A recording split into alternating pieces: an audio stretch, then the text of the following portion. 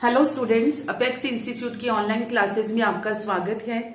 आज हम लोग हिंदी का व्याकरण, जो हमारा सब टॉपिक है व्याकरण के बारे में पढ़ना आरंभ करेंगे। तो हमारा जो व्याकरण का सबसे फर्स्ट टॉपिक है, पहला टॉपिक है भाषा। भाषा क्या है? सबसे पहले भाषा की परिभाषा क्या है? भाषा एक ऐसा साधन जिसके द्वारा हम अपने मन के भाव और विचार दूसरों के सामने रखते हैं और दूसरों के मन के विचारों को जानते हैं, उसे क्या कहते हैं? भाषा। ठीक है जी, क्या है भाषा? मन के भाव और विचारों को दूसरों के सामने रखने का माध्यम।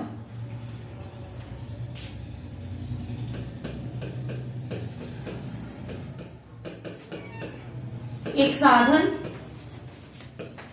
जिसके द्वारा हम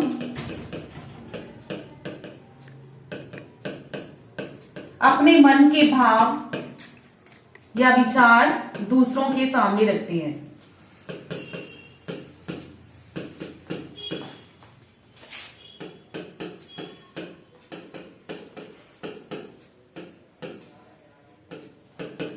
दूसरों के सामने रखते हैं। एक सिंपल सी डेफिनेशन जो कि थर्ड फोर्थ क्लास से हम लोग पढ़ते आ रहे हैं, और दूसरों के विचारों को जानते हैं, ये भी साथ में ऐड कर दें।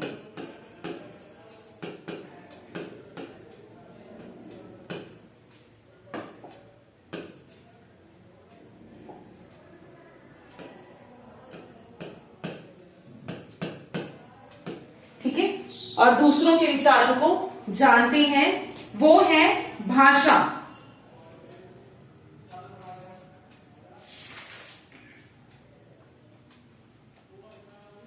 हमने करनी है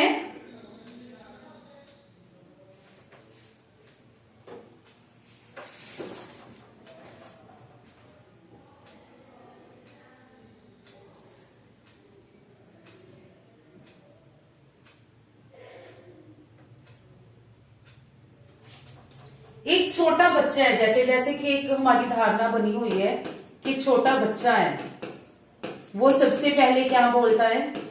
माँ। ठीक है, हमारी ये धारणा है, लेकिन वो सबसे पहले माँ नहीं बोलता। छोटा बच्चा सबसे पहले क्या बोलता है? अ। उसकी प्रथम, पहले तो वो ध्वनि सीखता है। भाषा को सीखने से पहले भी क्या आती है? ध्वनि।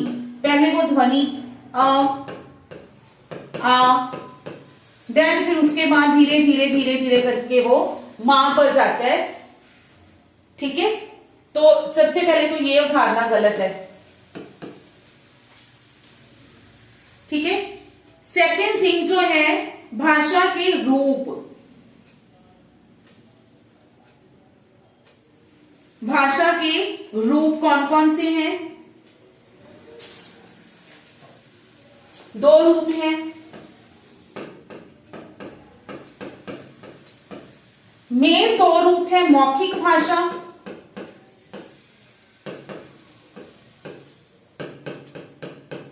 और लिखित भाषा।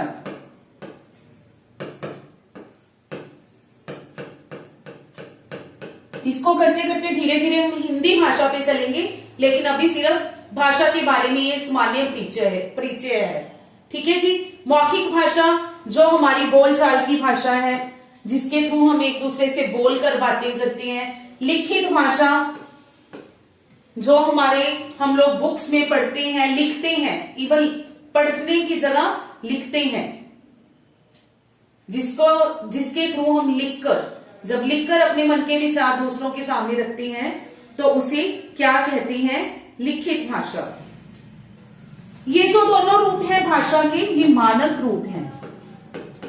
ठीक है जी, ये मानक रूप है। इनके बिना एक भाषा का तीसरा रूप भी माना जाता है सांकेतिक भाषा। सांकेतिक भाषा क्या होती है? हम लोग जब इशारे से, संकेतों से किसी को कुछ बताने की बात करते हैं, कुछ कहते हैं, वो होती है सांकेतिक भाषा। लेकिन सांकेतिक भाषा का रूप जो है मानक नहीं माना जाता। इसमें फिर एक चीज आती है कि अगर सबसे आसान भाषा की बात करें, सबसे आसान भाषा की बात करें तो कौन सी है? मौखिक भाषा। जो मौखिक भाषा है वो आसान भाषा है। क्यों है वो आसान? क्योंकि वो हमारी मातृभाषा।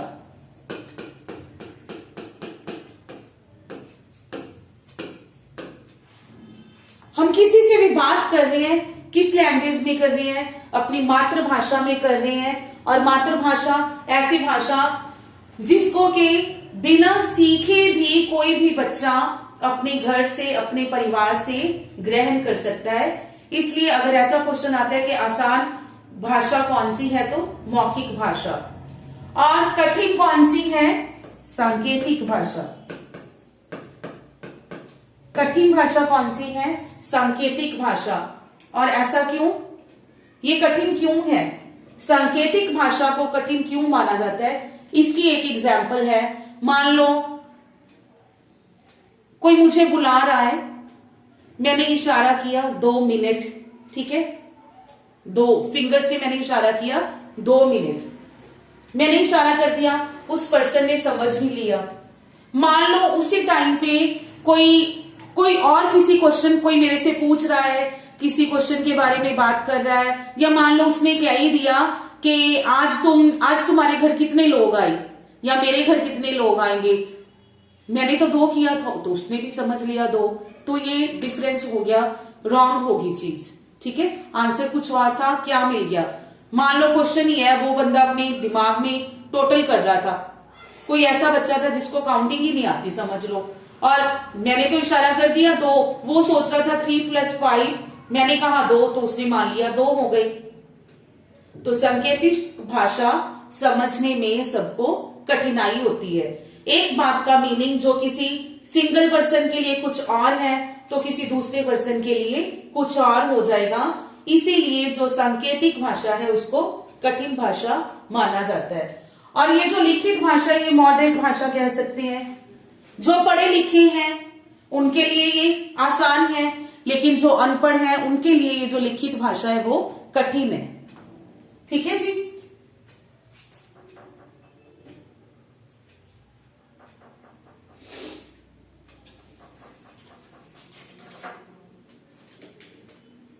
नेक्स्ट, इससे ही एक क्वेश्चन और आता है, भाषा की इकाइयां।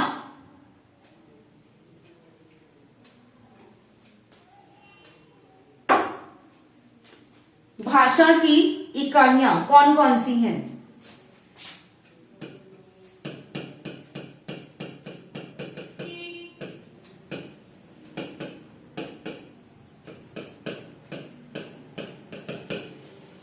सबसे पहले कोई भी लैंग्वेज हो तो सबसे पहले क्या आएगी? साउंड, ध्वनि। ठीक है, किसी भी लैंग्वेज की जो सबसे पहले इकाई आएगी वो होगी ध्वनि।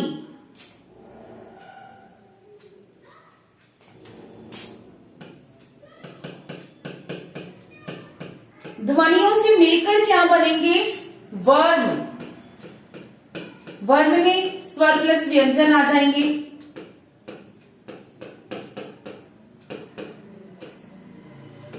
वर्ण से बनके क्या बनेंगे? शब्द।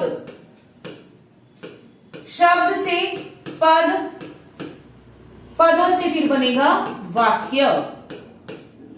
शब्द और पद, वैसे हम आगे करेंगे इसको भी एक्सप्लेन।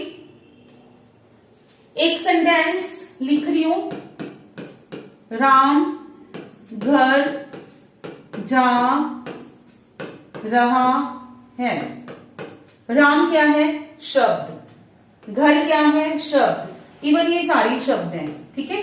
लेकिन जब हमने इन शब्दों को एक वाक्य में बांध दिया तो ये क्या बन जाएंगे? पद। ठीक है, जब शब्दों को एक वाक्य में बांध दिया जाता है तो वो क्या बन जाते हैं? पद। तो भाषा की सबसे छोटी इकाई,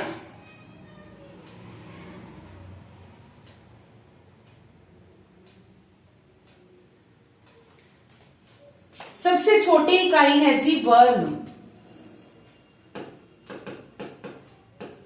सबसे छोटी इकाई वर्ण।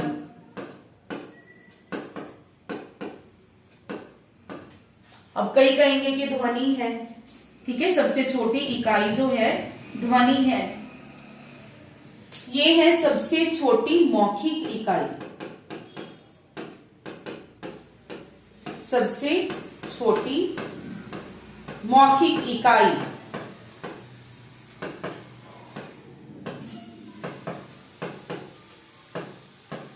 क्लियर? सबसे छोटी इकाई जो है वर्ण है, लेकिन सबसे छोटी मौखिक इकाई क्या है? ध्वनि है। एक और आता है सबसे छोटी अर्थयुक्त इकाई, वो है शब्द। सबसे छोटी अर्थयुक्त इकाई कौन सी है? शब्द।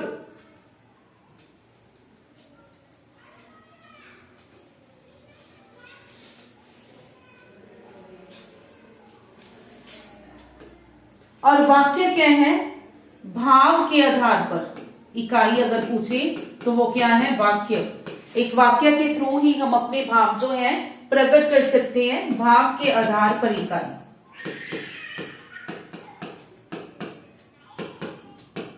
भाव के आधार पर इकाई। ध्वनि जो है सबसे छोटी मौखिक इकाई है, वर्ण जो है सबसे छोटी इकाई है, शब्द सबसे छोटी अर्थयुक्त इकाई। अब देखो ध्वनि का कोई अर्थ नहीं होता, वर्ण का कोई अर्थ नहीं होता। जब शब्द बनता है तब उसका अर्थ निकलता है। तो सबसे छोटी अर्थयुक्त इकाई कौन सी है? शब्द। देन वाक्य भाव के आधार पर ये इकाई है।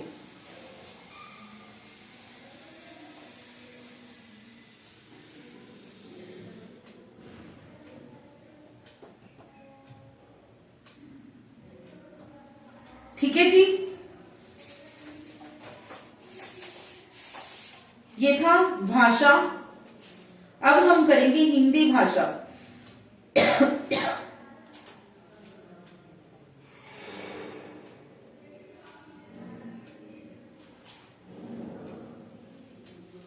हिंदी भाषा की उत्पत्ति, हिंदी भाषा का इतिहास जो है उसके बारे में जानेंगे।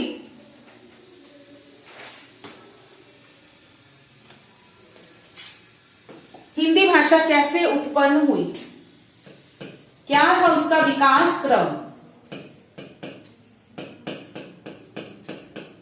हिंदी भाषा का इतिहास।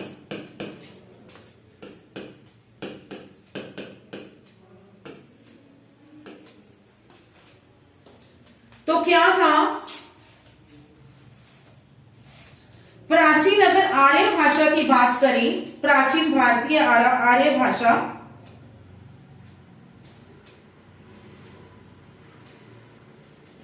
तो उसका जो समय है कब का माना जाता है? 1500 ईस्वी से 500 ईस्वी पूर्व तक।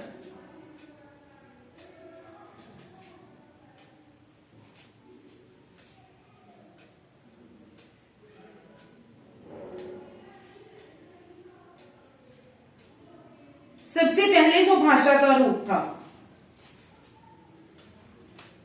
प्राचीन आर्य भाषा जो थी,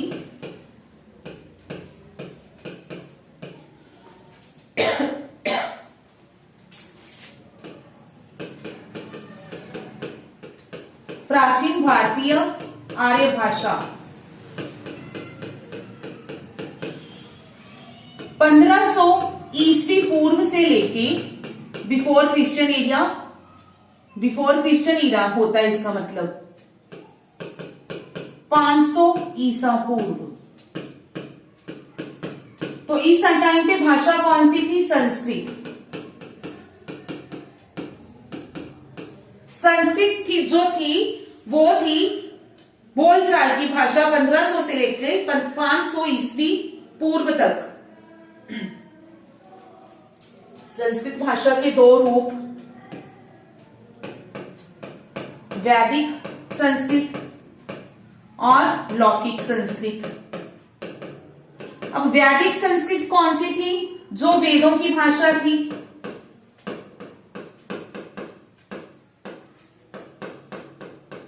वेद जिसको कि ब्राह्मण पंडित पढ़ सकते थे। लौकिक कौन सी थी? रामायण महाभारत की भाषा, रामायण और महाभारत की भाषा, जो कि साधारण लोगों के लिए थी। ठीक है, साधारण। लौकिक मतलब जिसको लोग पढ़ पाते थे। क्या हुआ, धीरे धीरे क्या हुआ, वैदिक तो लोगों के लिए कठिन थी ही थी, लौकिक भाषा पढ़ने के लिए भी लोगों को दिक्कत आ रही थी। तो जो संस्कृत का था रूप धीरे धीरे धीरे धीरे बदलता गया, और धीरे धीरे बदलने के बाद संस्कृत के बाद कौन सी भाषा आई? पाली भाषा। बौद्ध साहित्य लिखा गया, जिसमें बौद्ध साहित्य लिखा गया, और इसका टाइम पीरियड क्या था? 500 ईसा पूर्व से 1 तक, 1 ईसा तक, पहली ईस्वी। ठीक है। पाली भाषा के बाद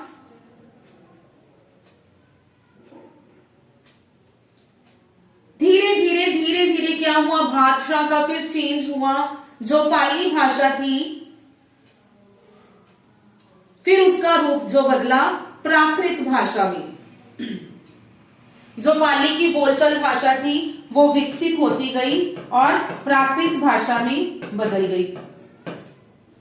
प्राकृत भाषा में जैन साहित्य, ठीक है, जैन साहित्य लिखा गया था इस भाषा में।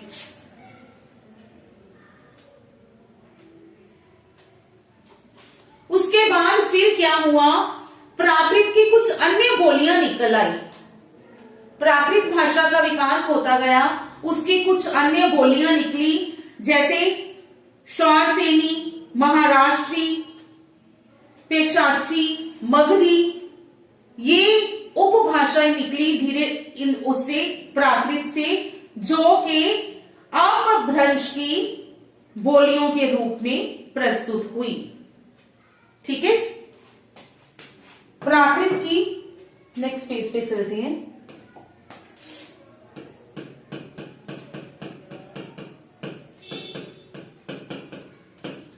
प्राकृत की विभिन्न बोलियां,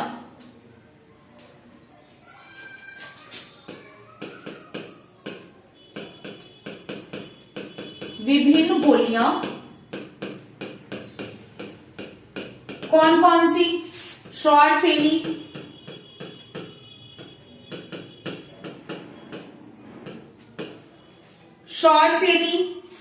पेशाची, ब्राचड़,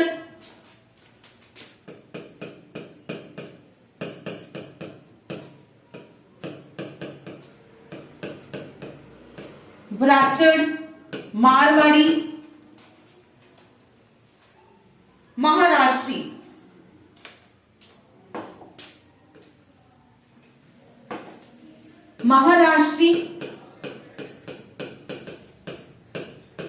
मगधी और अर्धमगधी।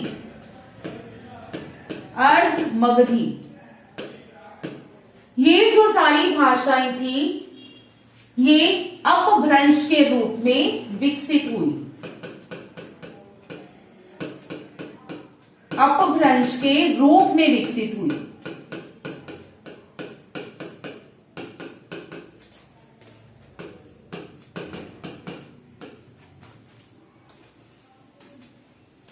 और ये जो अपभ्रंश का समय है वो है 500 से 1000 ईस्वी तक।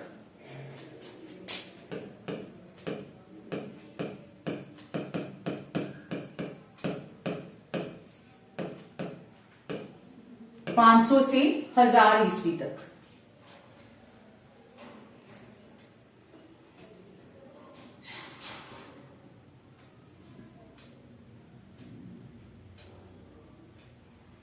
यहां से एक क्वेश्चन बनता है, जब हमें वो हिंदी का विकास काल पूछते हैं,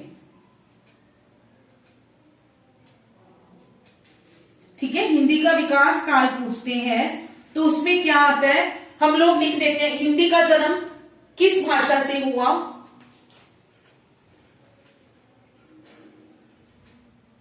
तो संस्कृत से, ठीक है। जब हिंदी का विकास क्रम पूछते हैं तो विकास क्रम के अकॉर्डिंग जो हिंदी का जन्म है, हिंदी भाषा किस भाषा से निकली है, तो वो अपभ्रंश आता है जी। विकास क्रम अगर हम देखें तो सबसे पहले आएगी संस्कृत,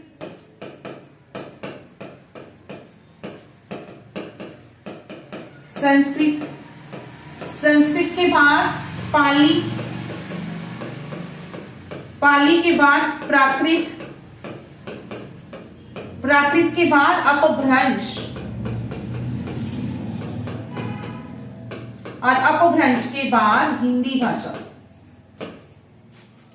अगर पूछे कि हिंदी भाषा की जननी भाषा कौन सी है, जननी या फिर मूल भाषा, तो वो संस्कृत है, ठीक है। मूल भाषा या फिर जो जननी भाषा है वो तो संस्कृत है, लेकिन निकली कहां से है विकास क्रम के अकॉर्डिंग, अपभ्रंश से।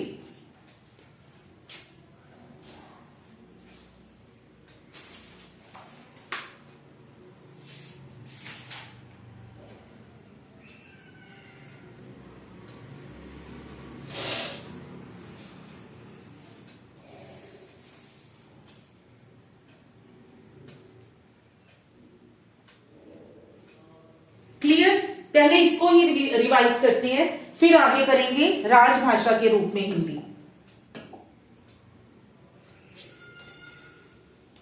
भाषा क्या है, मन के भावों और विचारों को दूसरों के सामने रखने का साधन। दो रूप है, मौखिक भाषा और लिखित भाषा। मौखिक आसान भाषा रूप है, लेकिन एक भाषा मौखिक और लिखित दोनों मानक रूप हैं, एक सांकेतिक है जो कि पूरा प्रॉपर ढंग से नहीं चलता, हर किसी को समझने में मुश्किल का सामना करना पड़ता है, इसीलिए इसको मानक में नहीं रखा गया। और सांकेतिक भाषा जो है यही सबसे कठिन है। भाषा की इकाइयां, सबसे छोटी मौखिक इकाई ध्वनि, मुंह से निकलने वाली साउंड। सबसे छोटी इकाई वर्ण, जिसमें के स्वर व्यंजन आएंगे। सबसे छोटी अर्थयुक्त इकाई है शब्द। शब्दों से मिलके क्या बने, पद, और पदों से मिलके क्या बना, वाक्य, जो के भाव के आधार पर इकाई माना जाता है।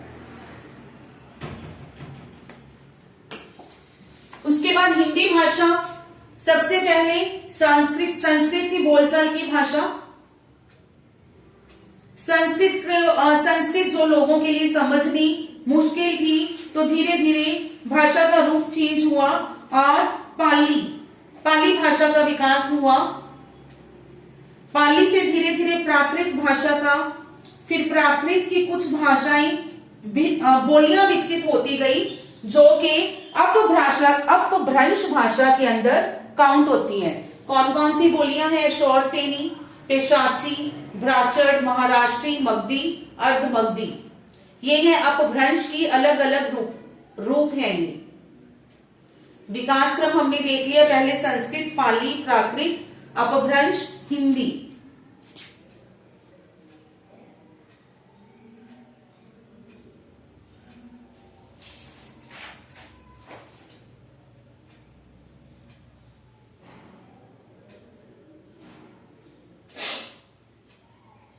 नेक्स्ट है जी राजभाषा के रूप में हिंदी का विकास।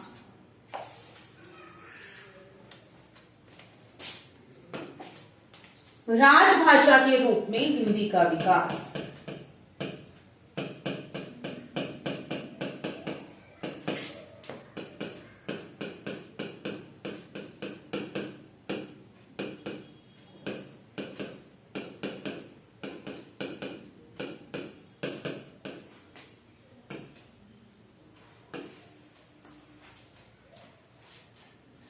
सबसे पहले राजभाषा क्या है? जिस भाषा में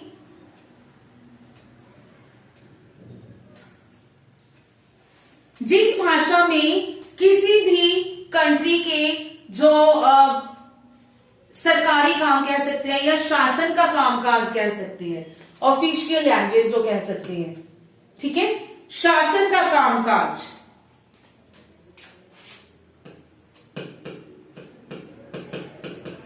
शासन या फिर सरकारी कामकाज की भाषा,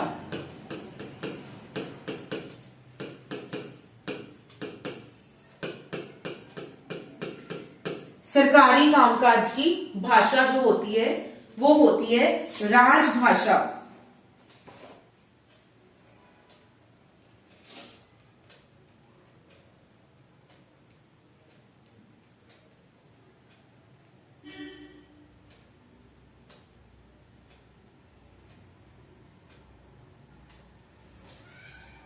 अगर हम लोग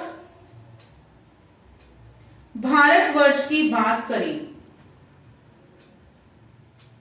तो भारत के लिए जो हिंदी भाषा है उसका नाम सबसे पहले किसने सुझाया? मदन मोहन मालवीय ने।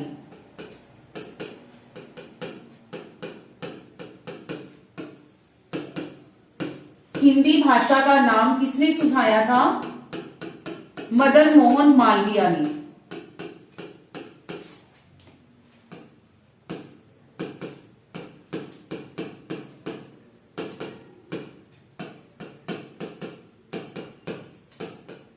सबसे पहले इन्होंने हिंदी भाषा का नाम जो था वो सुजेस्ट किया।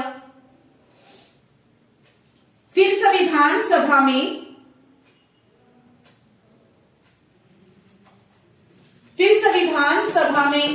हिंदी को राजभाषा बनाने के लिए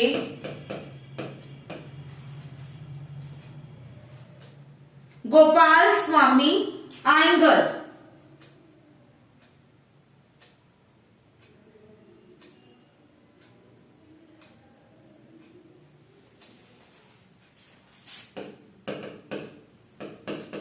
संविधान सभा में हिंदी को राजभाषा बनाने का प्रस्ताव किसने रखा?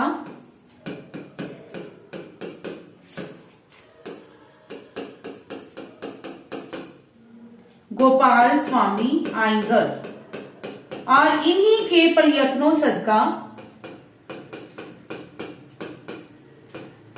14 सितंबर 1949 को जो है हिंदी को मान्यता प्रदान की गई। ठीक है, हिंदी को राजभाषा के रूप में मान्यता दी गई इन्हीं के यत्नों सदका 14 सितंबर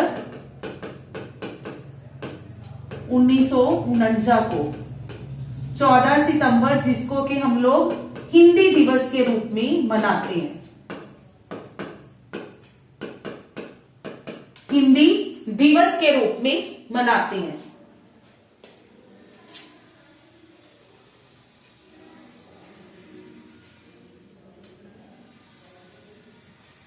भारतीय संविधान के कौन से अनुच्छेद में भाषा के संबंधित हमें बताया गया है?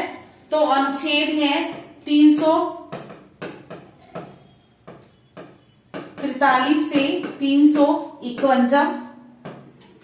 ठीक है जी। 343 में क्या कहा गया है कि संघ की राजभाषा हिंदी होगी और लिपि देवनागरी होगी। राजभाषा हिंदी और लिपि देवनागरी।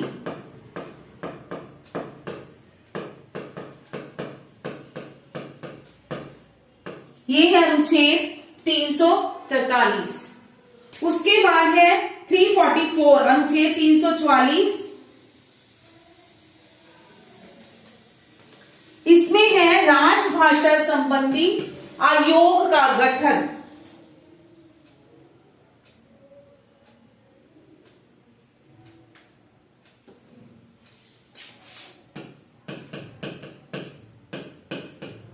राजभाषा संबंधी आयोग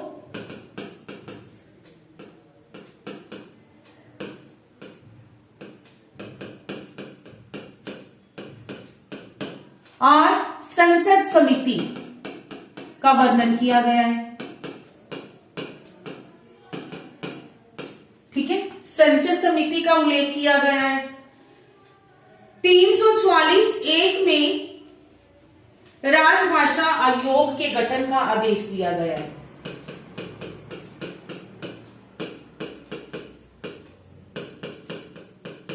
राजभाषा आयोग के गठन का आदेश।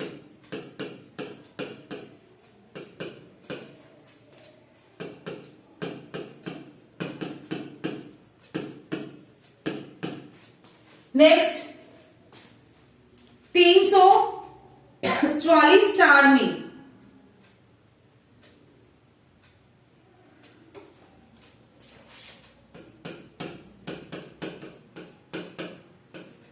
राजभाषा आयोग ने कुछ सिफारिशें की। ठीक है, सिफारिशें कर दी। उन सिफारिशों की जांच के लिए एक समिति, सिफारिशों की जांच के लिए एक समिति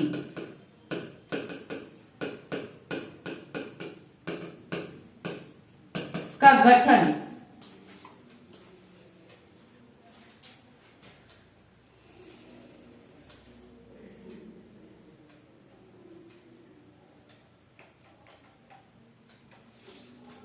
तीन 345 जो भाषाएं किसी राज्य में बोली जाती हैं, ठीक है, राज्य में प्रयुक्त भाषाओं में से किसी एक या अनेक या हिंदी को शासकीय प्रयोजनों के लिए प्रयोग करना।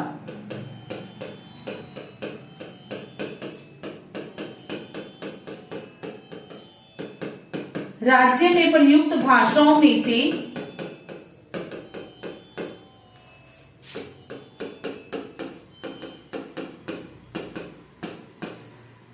किसी एक या अनेक को अंगीकृत करना। हिंदी भी हो सकती है वो।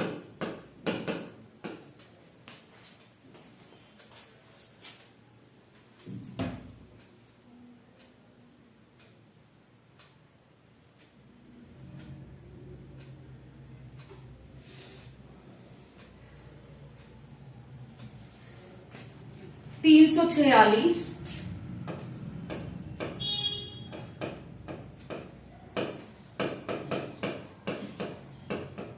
दो राज्यों या फिर राज्य और संघ की भाषा, राज्य और संघ की भाषा कौन सी होगी? संघ की भाषा। दो राज्यों के मध्य संचार करना हो, चाहे राज्य और संघ में संचार हो, उसके लिए भाषा कौन सी होगी? जो उस समय संघ की राजभाषा होगी, संघ की राजभाषा होगी।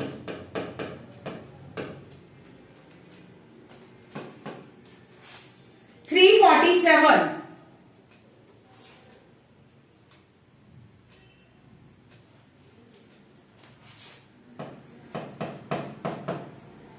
किसी भी राज्य में वहां के लोगों के द्वारा जो बोली जाने वाली भाषा है उसके लिए ये उपबंध है।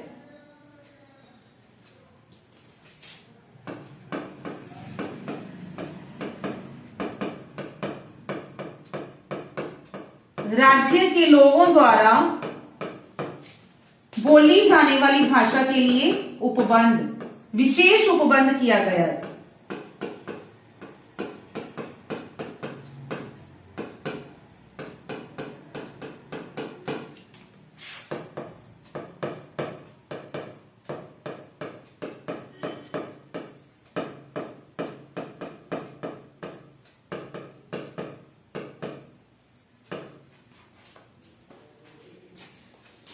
348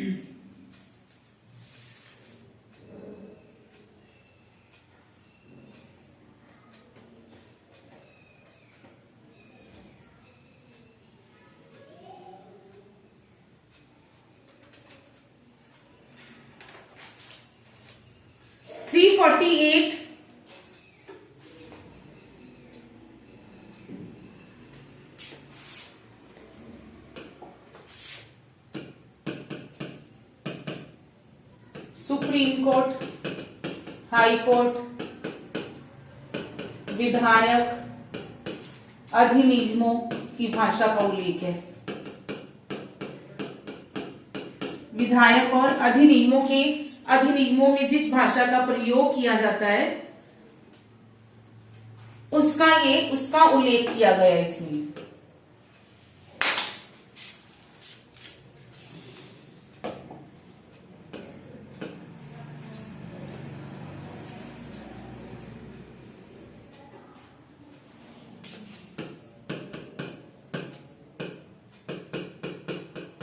भाषा संबंधी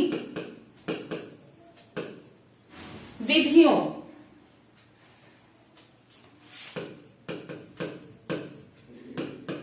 भाषा संबंधी जो विधियां हैं उनको अधिनियमित करने की प्रक्रिया।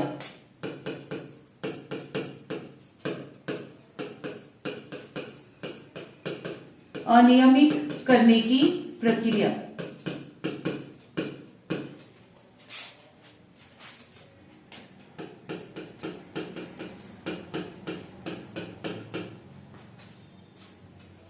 थ्री 350 में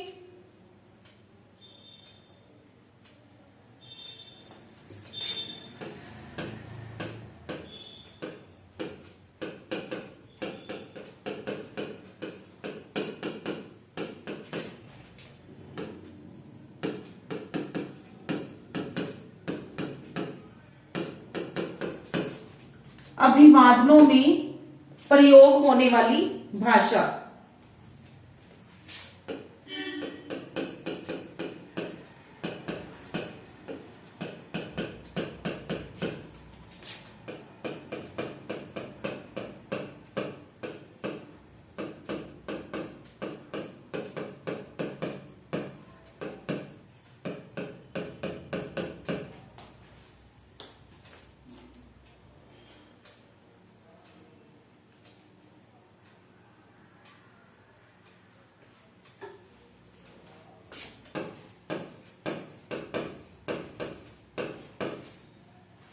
मातृभाषा में शिक्षा की सुविधा प्राथमिक स्तर पर।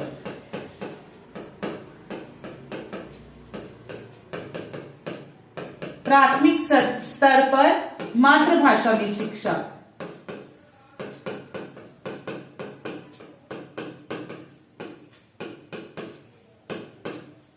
और 350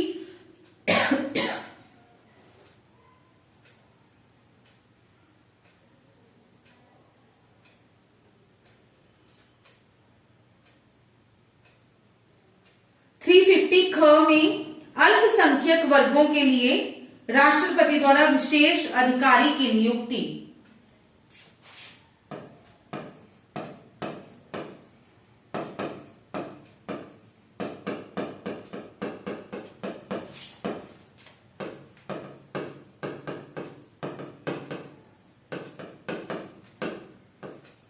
अल्पसंख्यकों के लिए अधिकारी की नियुक्ति।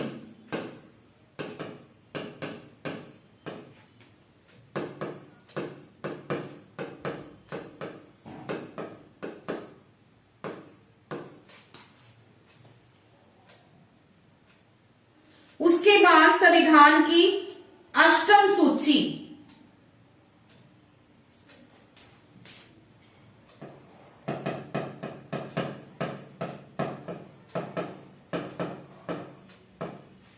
अष्टम सूची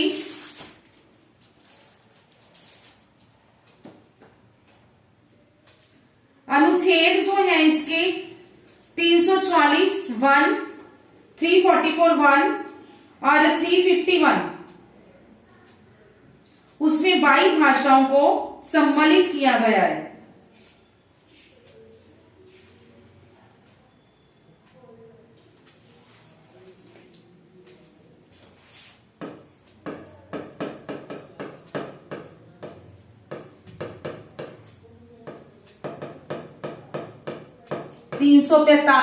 सॉरी 51।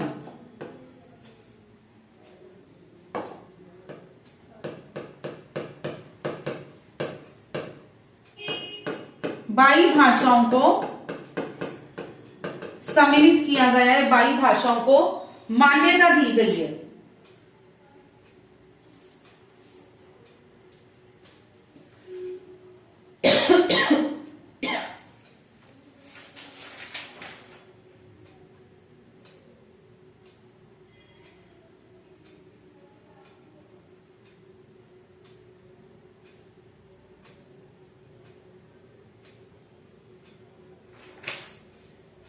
अब ये जो 22 भाषाएं हैं उनके बारे में करेंगे, कौन कौन सी भाषाएं हैं।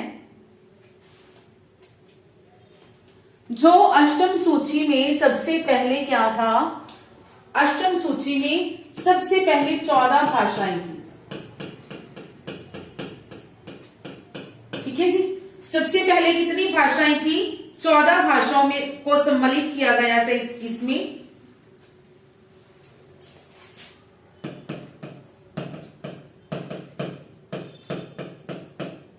असमिया,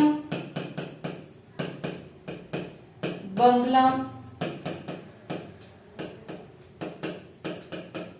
गुजराती, हिंदी, कन्नड़, कश्मीरी, मलयालम,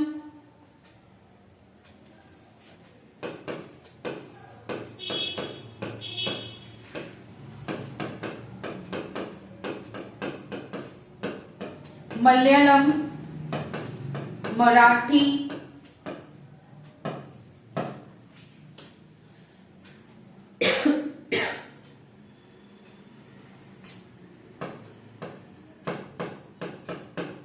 उड़िया, पंजाबी, संस्कृत, तमिल,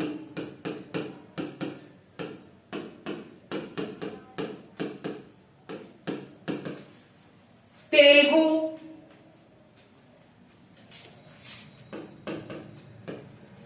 और उर्दू। ठीक है, पहले उस टाइम पे 14 भाषाओं को मान्यता दी गई थी।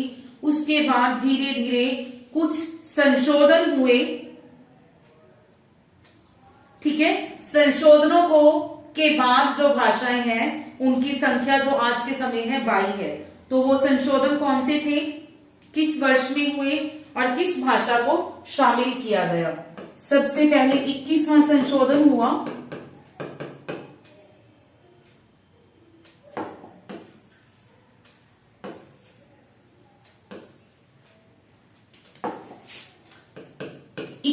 संशोधन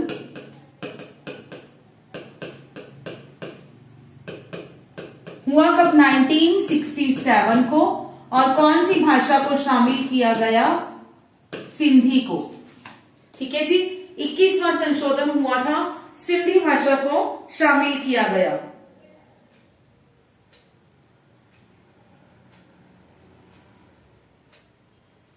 इसके बाद 71वां संशोधन हुआ 1992 में।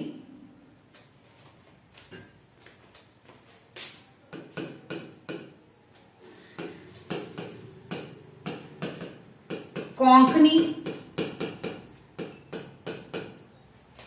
एक नेपाली थी, कोंकणी, नेपाली, मणिपुरी। कोंकणी, मणिपुरी और नेपाली, इन भाषाओं को शामिल किया गया 71वें संशोधन के अनुसार।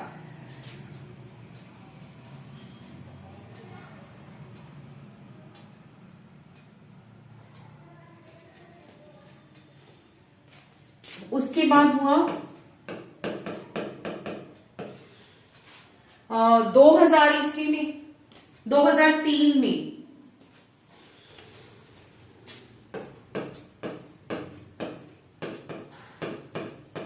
बोडो,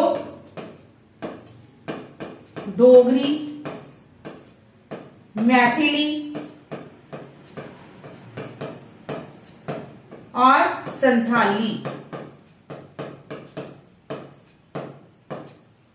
ठीक है जी, 2003 में ये भाषाएं ऐड की गई। उसके बाद इनको ऐड करने के बाद जो हमारा आर्टिकल है, अनुच्छेद है 351, उसमें क्या किया गया है, हिंदी के विकास संबंधी दिशा निर्देश दिए गए हैं। हिंदी के विकास संबंधी दिशा निर्देश।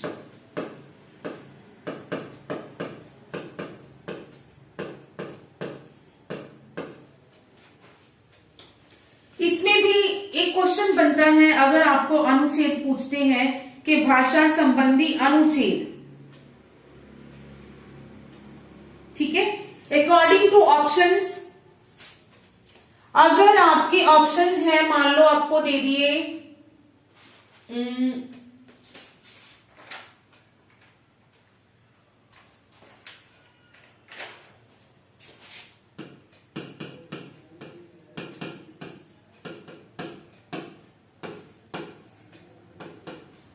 फिर तो आपका यही ऑप्शन होगा।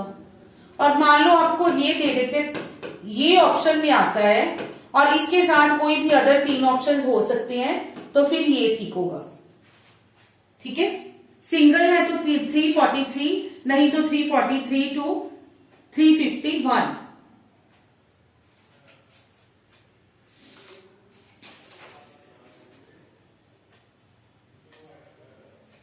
एक इसमें और है, हमने किया था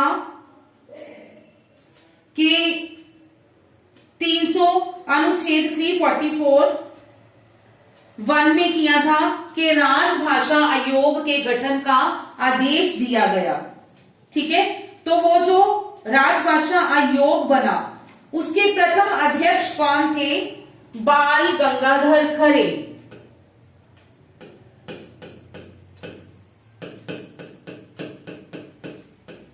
राजभाषा आयोग के प्रथम अध्यक्ष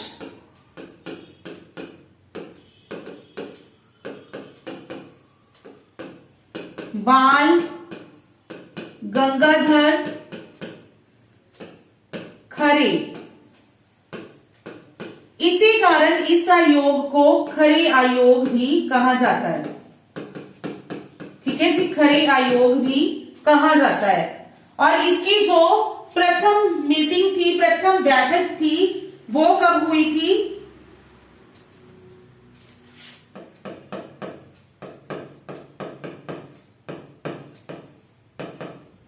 प्रथम बैठक हुई थी 15 जुलाई 1955 को। ठीक है, खरे आयोग की जो प्रथम बैठक हुई थी 15 जुलाई 1955 में हुई थी।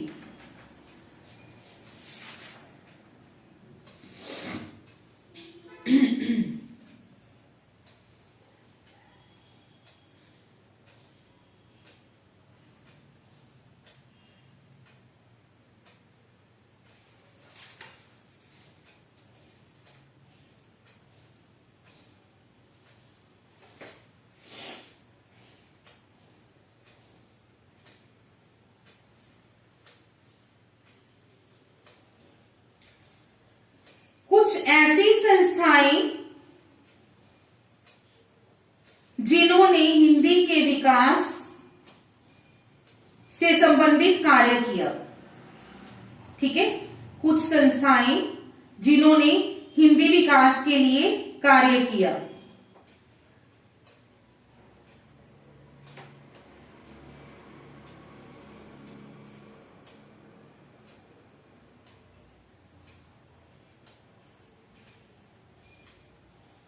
सबसे पहले fort William college Kolkata. Main करेंगे, कुछ मेन जो हैं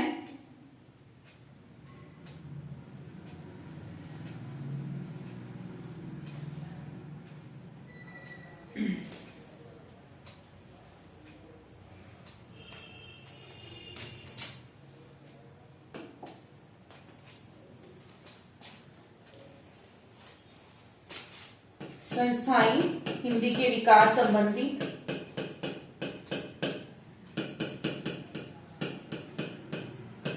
फोर्ट विलियम कॉलेज,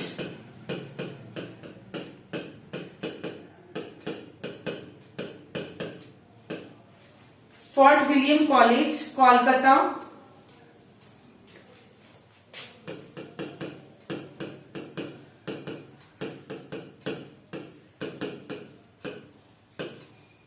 अठारह सौ ईस्वी।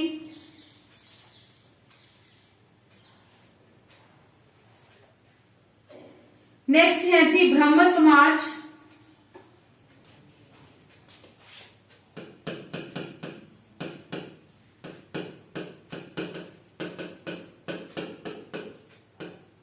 ब्रह्म समाज 1828 ईस्वी।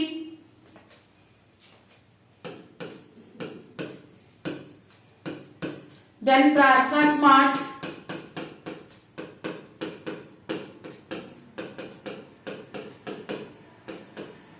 प्रार्थना समाज 1867। ये कोलकाता थी।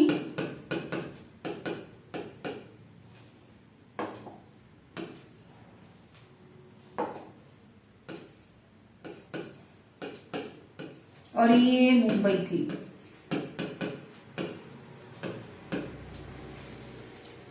प्रार्थना समाज के बाद है जी आर्य समाज।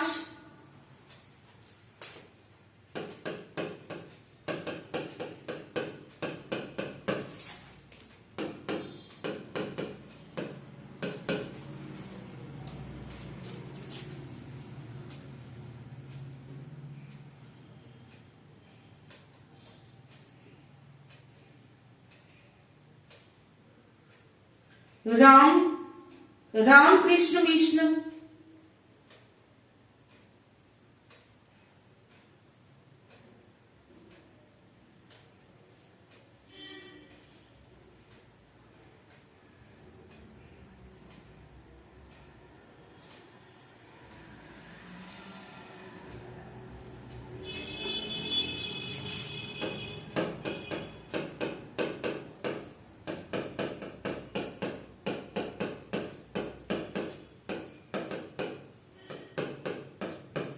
नागरी प्रचारणी सभा काशी।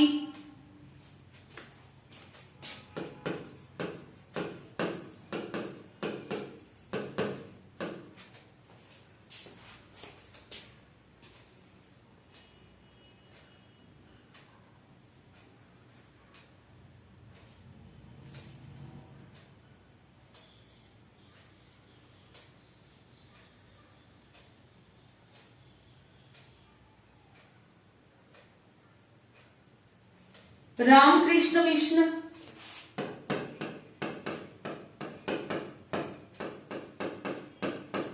रामकृष्ण मिशन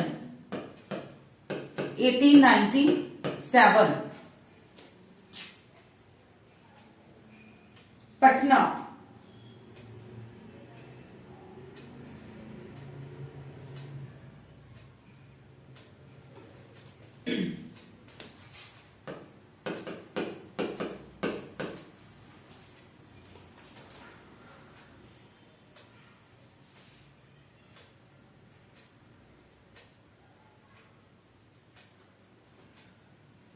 राष्ट्रभाषा प्रचार समिति,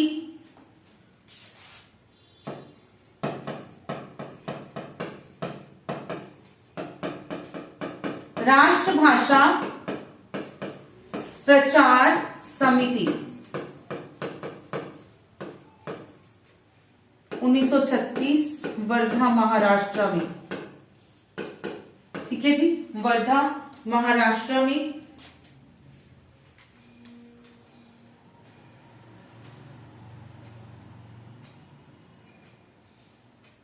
उसके बाद है हिंदी साहित्य अकादमी,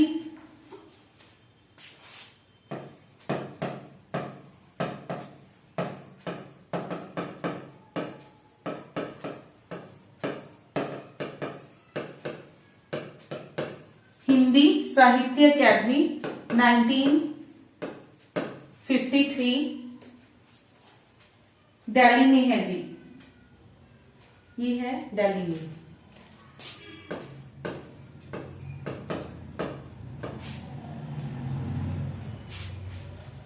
ये है कुछ संस्थाएं हिंदी के विकास से संबंधित।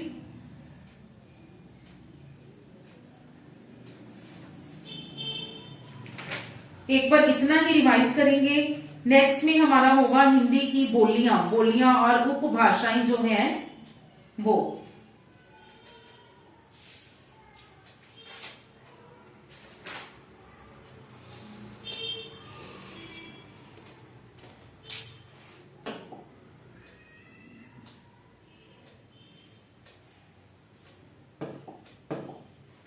राजभाषा के रूप में हिंदी का विकास। सबसे पहले राजभाषा क्या है? किसी भी देश की सरकार का जो कामकाज है, सरकारी कामकाज है, वो किस भाषा में किया जाता है, उसे ही हम लोग राजभाषा कहते हैं। तो भारतवर्ष के लिए हिंदी भाषा का नाम जो सबसे पहले दिया था मदन मोहन मालवीय ने। इससे पहले क्या था, इससे पहले भी एक बार शॉर्ट में बात करते हैं। सबसे पहले अशोक का जो समय था उस समय पाली भाषा यूज की जाती थी, ठीक है। उसके बाद अकबर तक, मोहम्मद गौरी से लेकर अकबर तक की बात करें तो हिंदी राजभाषा थी। फिर अकबर ने ही टोडरमल के आदेश से फारसी को राजभाषा घोषित किया गया। फिर ईस्ट इंडिया कंपनी ने 1833 तक फारसी ही राजभाषा रही। देन लॉर्ड मेकाले जब आए तो उन्होंने अंग्रेजी को राजभाषा के रूप में दर्जा दिया, ठीक है। उन्होंने राजभाषा के रूप में दर्जा दिया। लेकिन धीरे धीरे क्या हुआ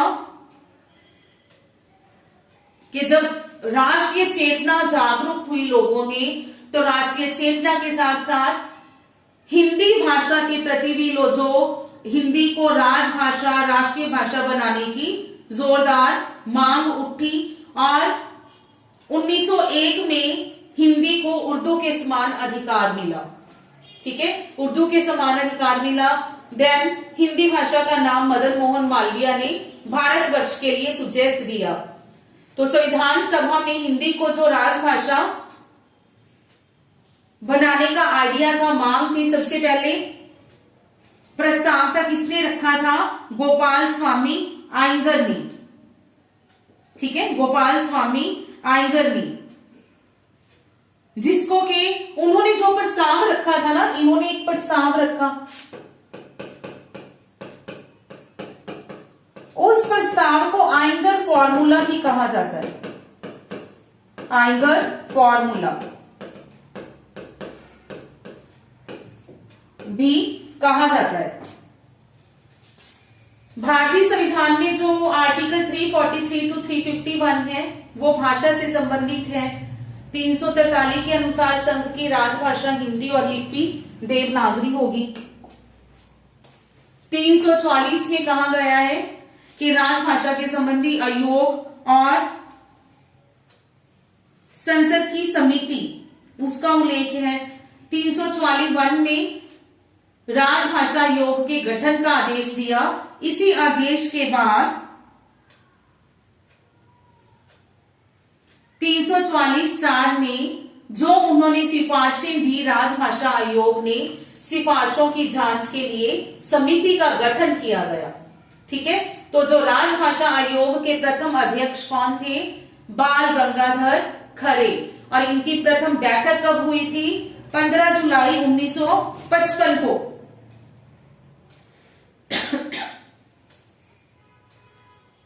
342 में क्या कहा गया? किसी भी राज्य में जो भाषा प्रयोग में हो रही है उनमें से किसी एक या अनेक या हिंदी को अंगीकृत किया जाए। दो राज्यों के बीच, राज्य और संघ के बीच संचार की भाषा जो होगी वो राजभाषा होगी। 347 में राज्य के लोगों द्वारा जो भाषा बोली जाती है उसके लिए विशेष उपबंध का उल्लेख किया गया। 348 में सुप्रीम कोर्ट, हाई कोर्ट के अधिनियम और विधेयक हैं जो उनकी भाषा का वर्णन है। 349 में भाषा संबंधी विधियों को अधिनियम करने की विशेष प्रक्रिया का उल्लेख है। शिकायतों को दूर करने के लिए जो अभ्यावेदन किए जाते हैं उनमें प्रयोग करने वाली भाषा का उपयोग वर्णन है 350 में। 350 क में प्राथमिक स्तर पर जो भाषा है बच्चे को वो मातृभाषा में दी जानी चाहिए शिक्षा। 350 ख में भाषाई अल्पसंख्यकों के लिए विशेष अधिकारी की नियुक्ति का उल्लेख किया गया है। अष्टम सूची में भाषाओं के बारे में बताया गया है। ठीक है, अष्टम सूची में पहले 14 भाषाएं थी, ये कुछ संशोधन हुए।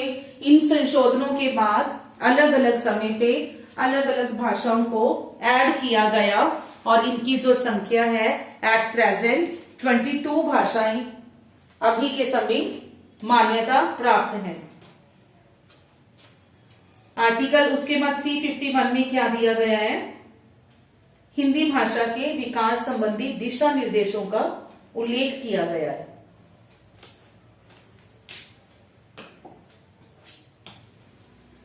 राजभाषा आयोग के प्रथम अध्यक्ष कौन थे? खरे जी थे, बाल गंगाधर खरे। खरे आयोग भी कहा गया और प्रथम बैठक हुई इसकी 15 जुलाई 1955 को। संस्थाएं कुछ ये हैं जिन्होंने हिंदी भाषा के विकास के लिए समय समय पर कार्य किया। ठीक है जी, तो भाषा हमारा जो था यहाँ पे होता है हिंदी भाषा या भाषा। इसके बाद हमारी आएंगी हिंदी की उपभाषाएं, बोलियां और कौन कौन से क्षेत्र में कौन कौन सी बोली बोली जाती है। इसके बारे में हम नेक्स्ट क्लास में चर्चा करेंगे। Thank you.